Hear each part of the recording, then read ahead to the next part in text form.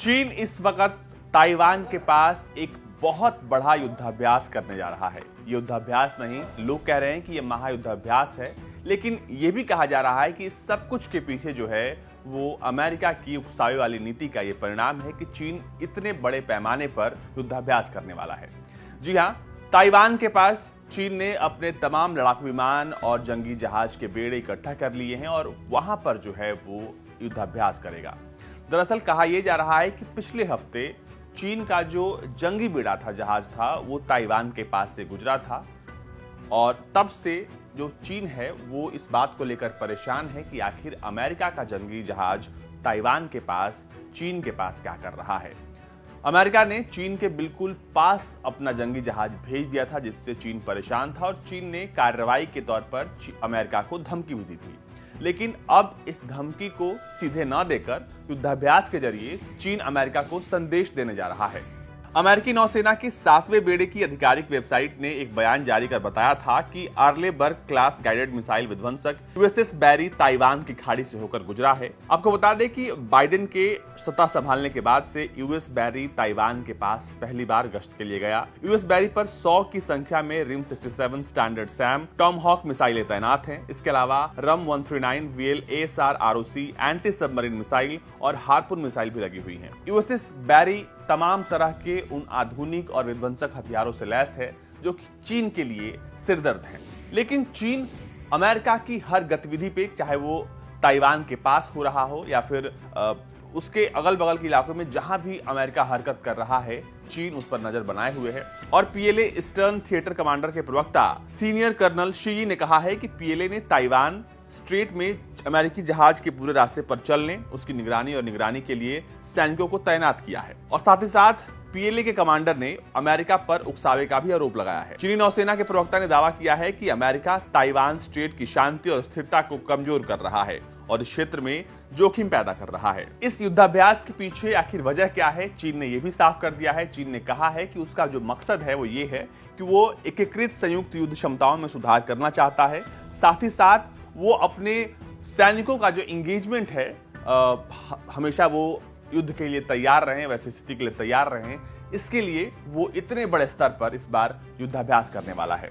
साथ ही साथ चीन का यह भी कहना है कि वो अपने दुश्मनों को ये संदेश देना चाहता है कि कोई भी हमारे क्षेत्र में आकर हमें चुनौती नहीं दे सकता। आपको बता दें कि ताइवान को अपना मानने वाला चीन ये मानता है कि अगर ताइवान के पास कोई भी दूसरे देश का जंगी जहाज का बेड़ा हो या फिर किसी दूसरे देश के अगर राजनयिक या कोई बड़ा अधिकारी आता है तो उसे वो अपनी शांति और स्थिरता, संप्रभुता से जोड़कर देखता है। और इसीलिए जब भी ताइवान में कोई हलचल होती है तो जो दर्द है वो बीजिंग में होता है। हालांकि ताइवान इस बात को साफ कर चुका है कि वो चीन का हिस्सा बिल्कुल नहीं है और ताइवान जो है वो डटकर चीन का मुकाबला भी कर रहा है, खासकर तब जब चीन के जहाज ताइवान के एयर स्पेस में आ जाते हैं। उससे निपटने के लिए ताइवान अपनी तैयारी पूरी कर चुका है। ताइवान के एयर डिफेंस सिस्टम से लेकर तमाम हथियार जो है इस वक्त लैस हैं और उनका जो निशाना है वो हर चीनी जहाज है जो कि ताइवान में घुसने की कोशिश कर रहा है। आपको बता दें कि ताइवान ने अपने अगले 5 सालों में जो सैन्य बजट है उसमें इजाफा किया है। ताइवान ने अगले 5 सालों में $8.69 बिलियन के अतिरिक्त रक्षा खर्च का प्रस्ताव रखा है। इस पैसे से वो नई मिसाइलें, टैंक, लड़ाकू विमान और दूसरे हथियार खरीदने वाला है। चीन की धमकियों के मद्देनजर ताइवान की राष्ट्रपति साई इंगवेन ने अपने देश में आर्म्ड बलों का बड़े पैमाने पर आधुनिकीकरण किया है। और आपको बता दें कि अमेरिका ने भी ये साफ कर दिया है कि वो तमाम हथियार ताइवान को मुहैया कराएगा और इसके लिए दोनों देशों के बीच जो है वो डील हो भी रही है। चीन को काउंटर करने के लिए अमेरिका ताइवान को इस वक्त सपोर्ट कर रहा है और ताइवान अगर मजबूत होता है तो ये चीन के लिए काफी चिंता की बात है। ताइवान के रक्षा मंत्रालय ने एक साप्ताहिक कैबिनेट के बाद एक बयान में कहा है कि चीनी कम्युनिस्टों ने राष्ट्रीय रक्षा बजट में भारी निवेश करना जारी रखा है। इसकी सैन्य ताकत तेजी से बढ़ी है। उन्होंने हमारे समुद्र और हवाई क्षेत्र पर आक्रमण करने और परेशान करने के लिए अक्सर विमान और जहाज भेजे हैं। उन्होंने आगे कहा कि दुश्मन से गंभीर खतरों का सामना करने के लिए देश की सेना सक्रिय रूप से सैन्य निर्माण और तैयारी के काम में लगी हुई है और कम समय में परिपक्व और तेजी से बड़े पैमाने पर हथियारों का उत्पादन और हम हथियारों का अधिग्रहण कर रहे हैं। कुल मिलाकर अगर हम पूरे युद्धाभ्यास को समझे तो ये जो युद्धाभ्यास है वो अमेरिका के लिए संदेश है। ताइवान को भी चीन संदेश देना चाहता है, लेकिन इस बीच ताइवान के साथ अमेरिका और वो तमाम देश खड़े हैं जिनसे चीन का अभी 36 का आंकड़ा चल रहा है।